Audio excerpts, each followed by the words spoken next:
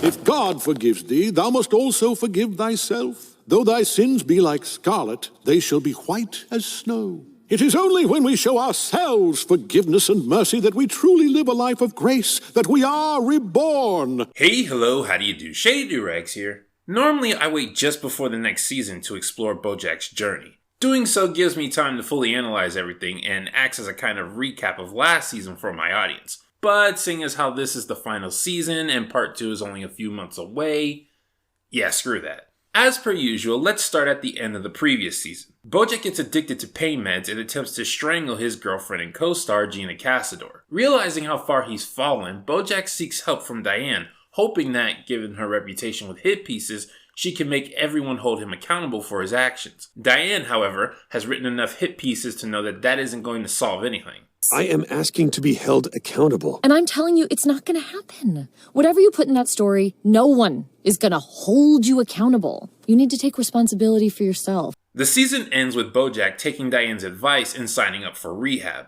While he can't guarantee that he'll improve, he can take the steps needed to at least try and be a better person. And this is where season 6 begins, with Bojack successfully signing up for 6 weeks of rehabilitation.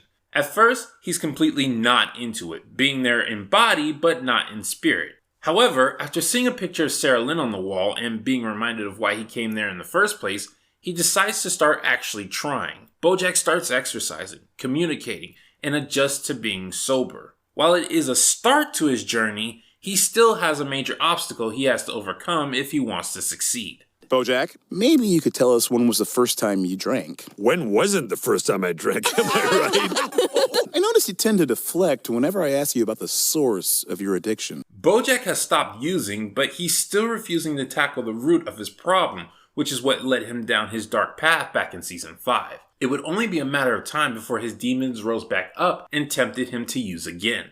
Dr. Champ tries to let Bojack know that if he doesn't address the actual root of his problems, then he won't be ready to head back into society. It isn't until his outing with Jameson H that he understands exactly what Dr. Champ means. At the advice of Bojack, Jameson H sneaks out hoping to catch her boyfriend at a party. Bojack, feeling guilty about showing her what to do, goes with her to try and keep her out of trouble. Throughout their venture, Jameson H is constantly making excuses for her drinking and acting out. How is this my fault? I blame water for being vodka colored. I don't even need to be here. My dad totally overreacted when he found me not breathing. I'm a mess and no one cares. I might as well drink. Bojack even becomes supportive of her for a moment, relating to her about abusive upbringings and blames everything wrong with her on her parents. You're just a kid. Why do you have to be responsible for all the ways he screwed you up? Yeah! But it's eventually revealed that Jameson H is a habitual liar. Despite a supportive father who cares deeply about her, she's simply someone who acts out and blames everyone else for anything wrong that happens. Even though they have different parental situations, Bojack sees the connection to himself and realizes that he can't be that way. Not anymore. Ready to sneak back in? I'm getting too old to sneak in and out of places. Thus, his actual rehab begins, with Bojack fully opening up and exploring the demons in his life and past. Throughout his rehab, Bojack keeps a bottle of vodka with him. Oh, do you mind if I have a sip? Don't drink that. Right, of course, I must earn hydration. So sorry. No, it's just... That's vodka. It's not for drinking. I don't know why I keep it. As a reminder, I guess. Of what? When he was 90s Bojack, he hid his vodka in a water bottle, which resulted in Sarah Lynn finding it, drinking it, and Bojack putting the blame on someone else who didn't deserve it. It's basically a sum of everything in his life, of how toxic he is and how everyone around him suffers because of it, especially those who care about him. It's also a reminder to himself that he thinks being special means he can do whatever he pleases and skip over the consequences. So 6 months pass and Dr. Champ believes Bojack is ready for the outside world again. The only thing he has to fear now is his own willpower failing.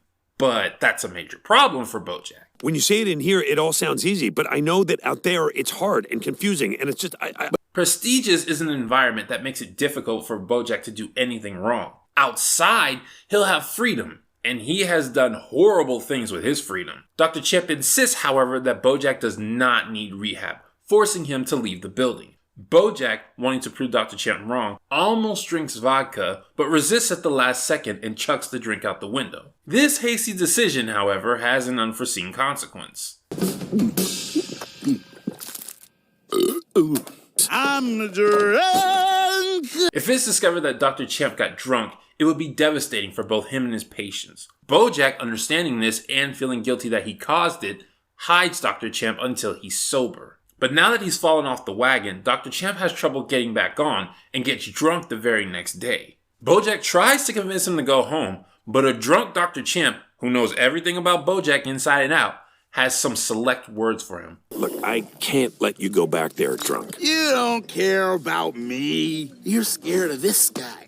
Maybe I wouldn't be so scared if you give me some real therapy over the last 6 months instead of just plying me with folksy aphorisms. You wouldn't accept real therapy from me. Oh? And why's that? Gee, I don't know. Maybe because I'm a horse, so I remind you of your father. Admittedly, I found it very out of left field to say Bojack has hatred for horses, but canonically it is revealed to be the main reason Bojack drinks. Thanks to his parents, he hates horses, and because he sees a horse every time he looks in the mirror, he hates himself. Okay, you got me. My parents gave me an internalized self-hatred of horses, so my horse body is a prison that I can never escape. Bojack decides to check Dr. Champ into another rehab facility and tells Prestigious about what happened. You know nothing of my life, and you think you know what's best for me? The only reason I got drunk in the first place is because of your contraband vodka. Well, yes, technically that's true. Of course you did this to me, because I cared about you, and you ruin people who care about you. This is Bojack's first test. The man who's been encouraging him to stay sober has just confirmed the thing Bojack has been fearing for a while. That he's a horse that deserves to be punished and only brings pain to those around him. So how does Bojack handle this? I want you to remember this, Bojack. I want you to remember what you did to me. I remember everything. I'm sober now. Bojack plants his feet. Sure, he had a hand in ruining this guy's life, but he's not going to hide from that, nor is he going to believe that this kind of stuff is inevitable. He'll deal with it and learn from it. So Bojack finally goes back home. If you remember season 5, Bojack's house is a metaphor for the life he had before sobriety. Why does John Filbert's house look the same as my house? I've never been to your house. The set was designed to reflect Detective Filbert, spare, lonely, precariously balanced on a hill of his own isolation. And that's the life Bojack doesn't like being reminded of, so he tries to get away from it by traveling. Bojack's appearance changes as he travels, symbolizing the new person he has become. Is that old Bojack Horseman? Oh, no, it's old Bojack Horseman, because your hair is gray. He also physically demonstrates the change by helping everyone in his life in very significant ways. He helps Diane accept and deal with her depression, gets another person to join Todd's app, gives Hollyhock's school a new professor, suggests Princess Carolyn make her life easier with an assistant, and finally gives Mr. Peanut Butter what he's been wanting for so many years. Well, looks like you finally got your crossover episode.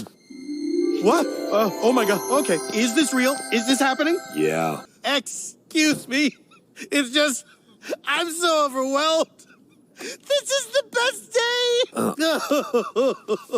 day. During his time with Princess Carolyn, Bojack's horse version of Pool of Two Figures gets torn. Honestly, you could make a whole video in itself about how this painting is representative of Bojack's old lifestyle, but let's keep the video short and just use Princess Carolyn's words. It's a 1970s pop art interpretation of the narcissist myth. How appropriate for a baby. Narcissist? I thought the painting was about me. The painting being torn symbolizes Bojack's own narcissism being torn away from him. He's no longer living a selfish life, and he's no longer treading water. He's actually making progress in becoming a better person. The last we see of Bojack is in Washington, D.C., where he attends a reenactment of a religious ceremony with a conveniently all-horse cast.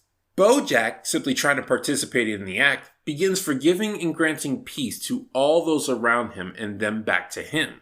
Bojack forgives horses, and they forgive him.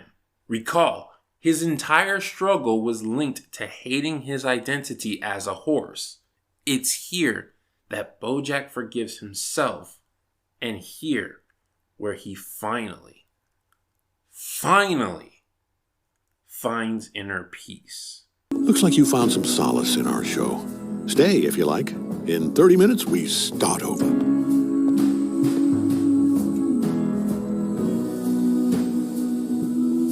With Bojack's new mental state, Season 6 Part 1 shows all the main characters' lives being in amazing places.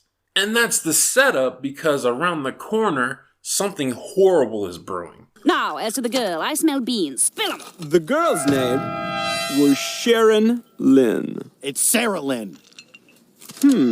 Explain this to me. I didn't break into the Nixon library alone, and yet I'm the only one whose career has suffered. Why do you think that is? Is there something else going on that I should know about? I'm actually being really cool here. I'm not some kind of monster just because I don't like surprises. I'm number one on the call sheet. I'm entitled to a little respect. Right. I mean, I've worked on projects where the number one on the call sheet was like an actual crazy person. So I think I'm being really cool. No, the girl from his story, the one in New Mexico. He was weirdly proud of it. Said her name was Penny Carson. But you know the craziest part of all? The guy. He's actually kind of famous. Really? Yeah, I never heard of him, but it turns out he's kind of a movie star. Who is he? In the final episode of Part 1, we see many aspects of Bojack's mistakes and bad choices from the past beginning to resurface. Bojack is headed towards a road of being Me Too'd and cancelled. This will be the final test of his new mentality, re-bringing back all those painful feelings. Specifically, this one.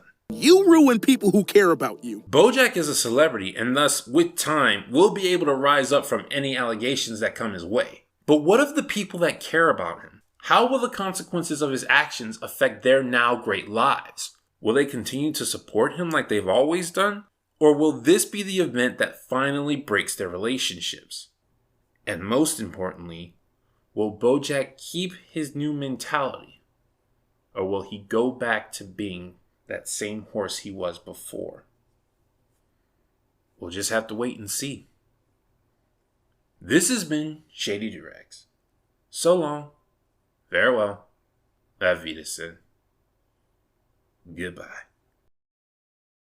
Someone got really mad at me recently. Mad at you? I know, shocking. And he said, Bojack, you ruin everything. That's what you are. Oof. And it actually took him saying it out loud for me to realize how stupid that is.